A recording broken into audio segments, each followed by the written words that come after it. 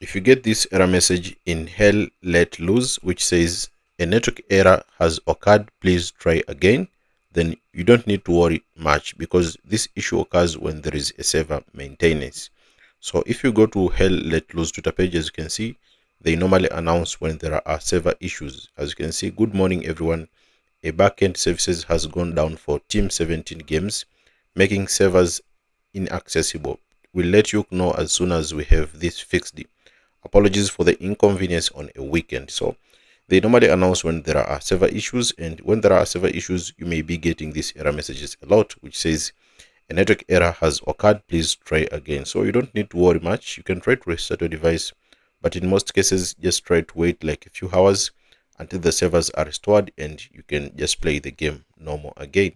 You can also monitor the hell let loose Twitter page for, and they normally announce when there are server issues so that you get real-time updates.